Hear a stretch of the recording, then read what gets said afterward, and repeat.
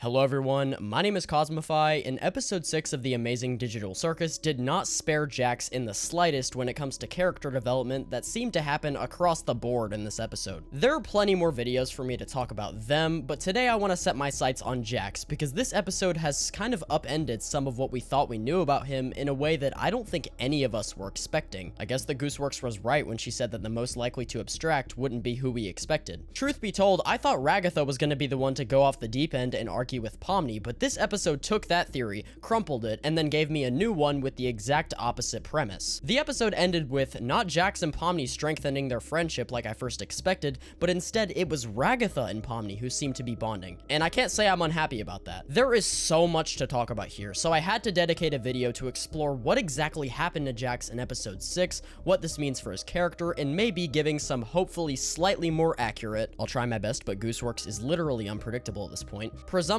about what could happen as the series progresses, and if Alex Rochon, the voice actor for Kane, is correct, the drama, as he calls it, will only be getting more intense as the series continues. Anyway, I'm gonna go through the episode and sort of summarize his eventual descent into his psychopathic ranting. No, he's not a psychopath, but I'll get to that later. So, at the very start, after Kane had announced the ability to choose teams, he immediately tried to pair himself up with Gangle and force her into it by taking away her happy mask. Already off to a great start. Good job, JAX. Gangle immediately said nuh-uh and decided to be with Zooble, which kind of left a sour taste in his mouth because he didn't have anyone to partner up with. So right off the bat, this could somewhat have ushered in the events that would take place later in the episode, but he wasn't necessarily seeking out Pomni from the start, so it might not have been that big of a deal to him. But anyway, they team up and they do the whole bonding thing throughout the episode. JAX encourages Pomni to try and find herself, and somewhat similarly to how he was talking during the bar scene in episode 5, encourages her to take things in the circus less seriously. Though this time he elaborates more, and we get a sense of his worldview within the circus. Basically, he views the whole thing as a cartoon and seems to take little issue with dehumanizing the members of the circus down to character archetypes. His archetypes aren't entirely wrong, but it is very interesting and somewhat bizarre that he thinks this way, or at least so we're led to believe. I'm gonna repeat this likely several times throughout the video, but I cannot reiterate enough that JAX has layers upon layers upon layers to his character, plural. And this worldview, as he explains it, I don't think is really how he views everything deep down. Now obviously, he doesn't want to reveal to Pomni that half of his personality is the result of a coping mechanism, but he is kind of sharing with her the worldview that he's created through the haze of self-blaming for his friend Ribbit's abstraction. I'll elaborate more on that later though. But here's the thing. I know that after watching through the episode and seeing his argument with Pomni, it is deceptively easy to take all of their bonding, all of their friendship, and all of their conversations with one another and just throw it in the trash. I wanted to do that too, honestly, because the things he said to her during the argument scene were very infuriating. However, when you take a step back and really look closely at his behavior, you realize pretty quickly that he was lying right through his teeth. Not during the bonding, but during the argument. This right here is the real JAX, but so is this. He's specifically filtering certain parts of his personality in order to not only cater to Pomni so she wants to be his friend, but also, paradoxically, to push her away as well when she gets too close. Now, if you don't believe me, pay close attention to these clips right here. We did it! We make such a good team.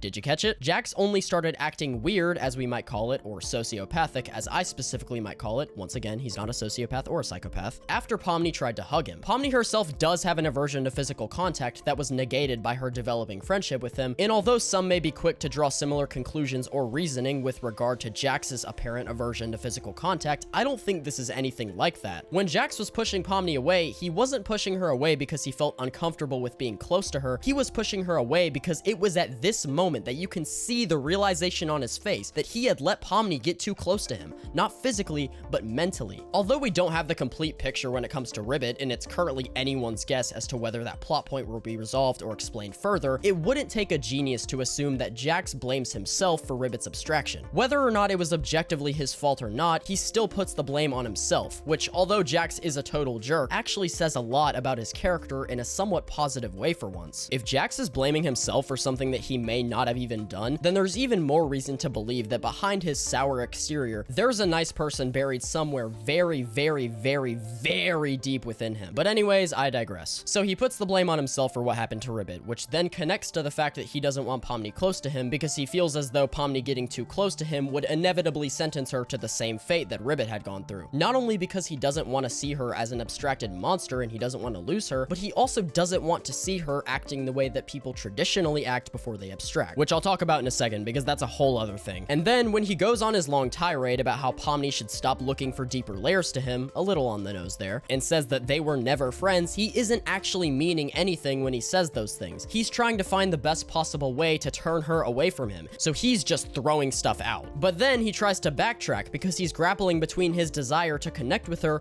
and his immense fear at the prospect of her abstracting just like Ribbit. That's why in this scene right here, he tries to make it all into a joke.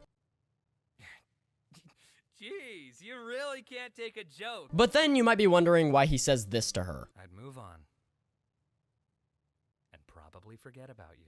And that's because, as I said earlier, he has experience with how people act before they abstract. And I think he's pretty decent at reading Pomni and knows that she's in a comfortable state of mind right now and is unlikely to abstract. So he simply said that to divert her away from him. When JAX says that people aren't pleasant to be around before they abstract, that's also likely a callback to why he feels so bitterly about the abstraction of Ribbit. Not only because he lost someone who was near and dear to him, but also because he had to go through the experience of someone who was likely his best friend and watch as they progressively distance further and further from how their personality normally was. So JAX was forced to watch his friend turn into a sad, miserable shell of what he once was before he ended up abstracting. And in this scene, JAX is pretending not to care to both satiate his own coping mechanism and also to protect Pomni, as backwards as that may seem. Now listen, I get it, okay? It is very easy to take this entire scene, hear JAX describe people as his playthings, and assume that's all there is to it. He's just a sociopath, game over, roll credits. But that's barely scratching the surface when it comes to JAX. He is one of, if not the most complex characters in the Amazing Digital Circus. Some of this was fairly expected, but what wasn't expected, at least for me,